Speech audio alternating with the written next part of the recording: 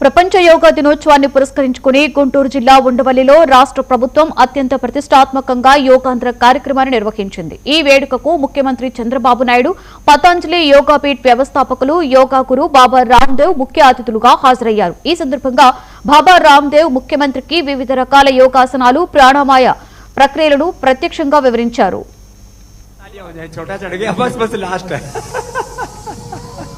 ये सब बड़े फुर्तीले बच्चे पतंजलि गुरुकुलम आचार्य कुलम पतंजलि विश्वविद्यालय वहां पर चलो बच्चों नीचे उतर आओ कम नीचे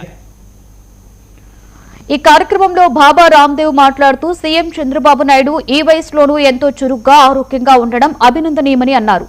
ఆయన అభివృద్ధి కాంక్ష దూరదృష్టి కలిగిన గొప్ప నాయకుడని కొనియాడారు. ప్రధాని మోదీ నేతృత్వంలోని వికసిత్ భారత్, ఆత్మ నిర్భర్ భారత్ లక్ష్యాలకు అనుగుణంగా చంద్రబాబు పనిచేస్తున్నారని తెలిపారు.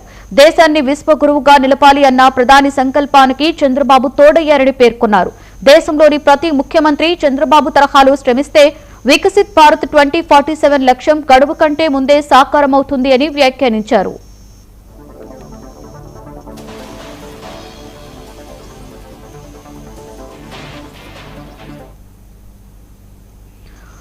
అనంతరం సీఎం చంద్రబాబు నాయుడు మాట్లాడుతూ యోగా సాధన ద్వారా బాబా రామ్దేవ్ ప్రపంచవ్యాప్తంగా అద్భుతాలు సృష్టిస్తున్నారని, యోగాకు అంతర్జాతీయ గుర్తింపు తెచ్చిన ఘనత ఆయనకే దక్కుతుందని కొనియాడారు.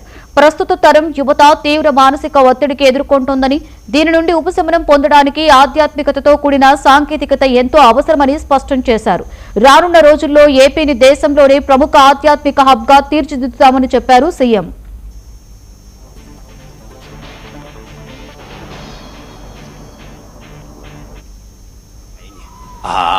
ये लास्ट है.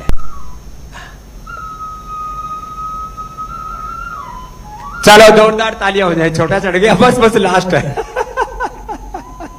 ये सब बड़े फुर्तीले बच्चे पतंजलि गुरुकुलम आचार्य कुलम पतंजलि विश्वविद्यालय वहां पर चलो बच्चों नीचे उतर आओ कम नीचे आ जाओ और सब प्राणायाम करो. Thank you. तो मैं चंद्रबाबू नायडू गारू जी से प्रार्थना करूंगा वो अपना विजन और अपना प्रेम और